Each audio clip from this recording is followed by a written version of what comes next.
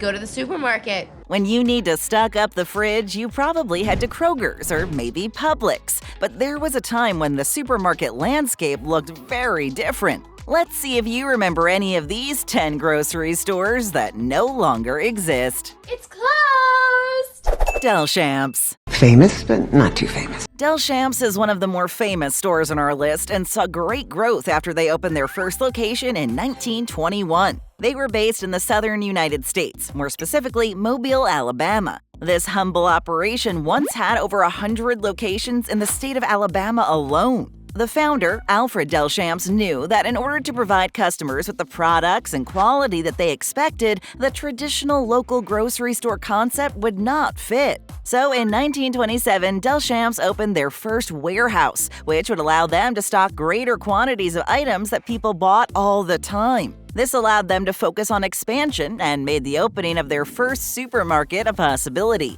We're running out of space. We need to expand. This store went up in 1928, just 1 year later, and put Delchamps ahead in the industry. In 1985, the chain unveiled its plans for a massive 40,000 square foot location, which would feature everything from a deli, bakery, and even a salad bar. This store operated on a 24-hour basis, which made Delchamps another trendsetter in the industry. Alas, not all stores have a happy ending, and the Delchamps family was forced to sell their brand to Jitney Jungle, another popular chain of supermarkets. Over the years, bits and pieces of the company would be parceled off to even more competitors, and by 2001, there would be no remnants left from the original company.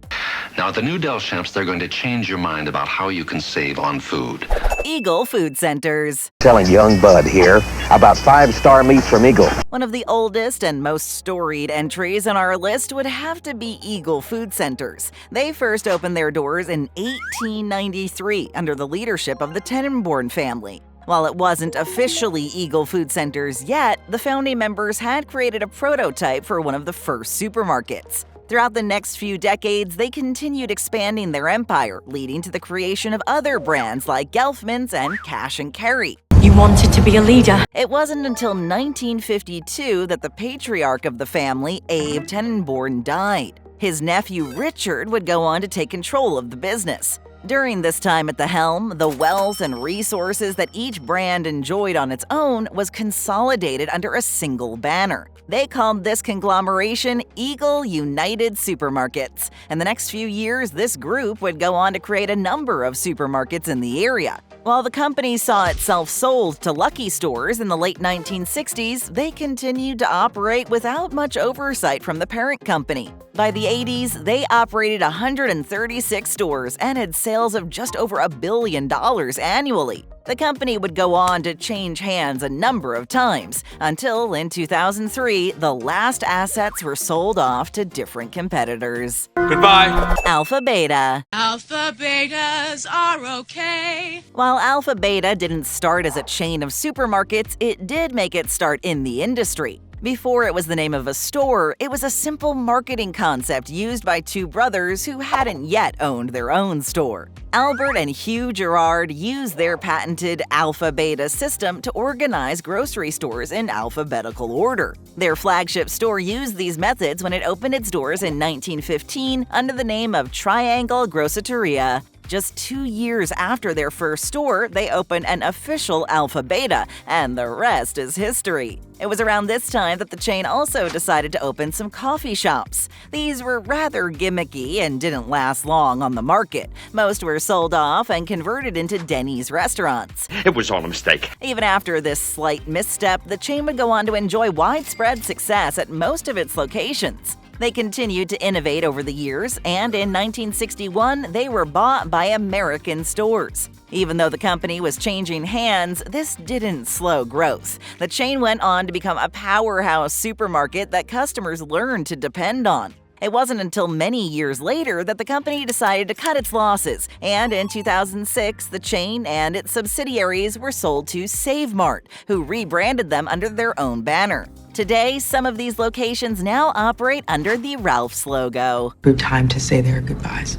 Marsh. Well, you'll have to go to the supermarket. The supermarket? Headquartered in Indianapolis, Indiana, and at its peak boasted 86 stores in Indiana and Ohio, Marsh was founded in 1931 in the little-known town of Muncie, which is also the home to Ball State University. The company went public just over 20 years later and grew to an impressive 97 locations, most of which fell under the Marsh Supermarket banner. These locations catered to everyday grocery needs, selling perishable and non-perishable foods alike. The stores also came complete with delis, bakeries, and various amenities one would expect from a supermarket of the time. Wow, that's amazing. In the late 60s, the chain decided to adapt to a growing trend for quick and easy brick-and-mortar stores, much like the bodegas of bigger cities. As a result, they opened their version of the convenience store and named them Village Pantries. A number of these stores popped up in the coming years, catering to the same regions where their supermarkets were found. While the chain enjoyed a modicum of success up until the mid-2010s, they were forced to close their doors in 2017, when the final location closed in the state. They filed bankruptcy at the end of the fiscal year, and their logos have gone missing all across the Midwest. End of an era, buddy. End of an era. First time here? Well, we've got a shopping cart full of videos, so take a quick second to like and subscribe. Now, back to the empty grocery aisles. Thank you. Genuardi's. You ready to go to market?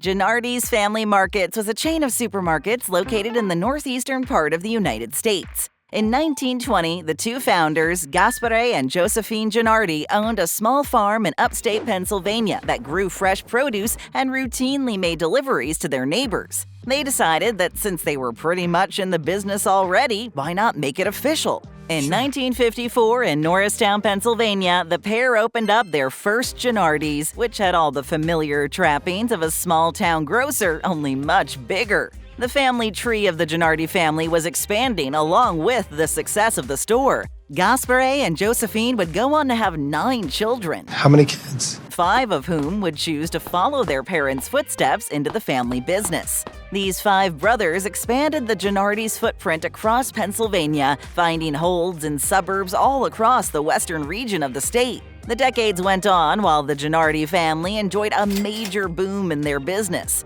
These stores were veritable one-stop shops, complete with preserved and perishable foods, and even a frozen food section, when such a thing was all but unheard of. Around the turn of the century, the Genuardis decided to sell their remaining involvement in the business to Safeway. Just a few short years later, every Genuardi's in the greater Pennsylvania area was either torn down or is now operating under the Safeway logo. In 2015, after almost a century of operation under different names, the last Genuardi's closed and became a Safeway. You can't be close. A&P. Turning food into work. The Great Atlantic and Pacific Tea Company is one of the most reputable entries onto our list. It was formerly known as Gilman & Company, which first opened their doors in 1859. A&P was one of the most widely recognized household names of its time, and if they were still around, would gladly share the spotlight with brands like Walmart and Costco in today's age.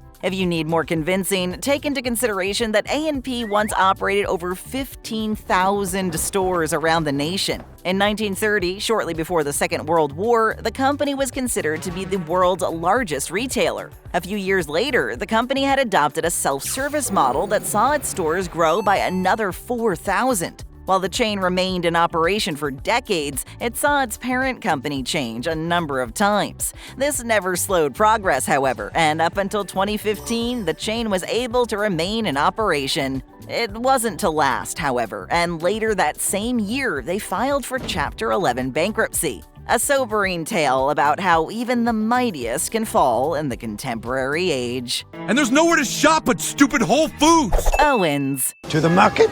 Owen's was a smaller style market that was owned by the Kroger Company based out of Indiana. They focused on catering to smaller communities and could often be found nestled into old drive-in locations and strip malls alike. As with their parent company Kroger, Owen's took special care not to lose the local supermarket feeling that their customers looked for. As a result, for many years, Owen's became a one-stop location for everything from milk to diapers. The stores were usually smaller than the traditional supermarket, which allowed for smaller overhead, oversight, and complications. They expanded across the state, slowly but surely increasing their footprint. Owens would go on to operate for many more years, even as the number of stores began to shrink. While customers were turning to larger destinations like Walmart, Owens continued to cater to those looking for a small-town atmosphere. It wasn't until 2020 that Kroger, Owens' parent company, decided to cut their losses and convert the remaining Owens markets into Kroger's. The last location dropped the Owens banner in August of the same year. It was good while it lasted. Kohl's Food Stores. Grocery store, please. Did you know that at one point in time, Kohl's was more than just a clothing store? The Milwaukee-based company had operated traditional grocery stores since 1927 and subsequently built their first supermarket in 1946. Before they were simply known as Kohl's, they went by the name Kohl's Food Stores and operated a number of locations across the nation. They are everywhere! They were firmly planted in their own lane, somewhere in the middle between the more affluent stores and lower quality stores. When you went to Kohl's at this time, you'd be able to find everything from bulk candy to motor oil. This was a business model that remained successful for many years, until 1972 when Battis Inc. bought a controlling share in the company. At this time, the company operated 50 stores, 6 department stores, 3 drugstores, and 3 liquor stores. In 1983, the company decided to sell their interest to A&P, who, in an effort to reduce overhead and debt, decided to change the business model of Kohl's stores.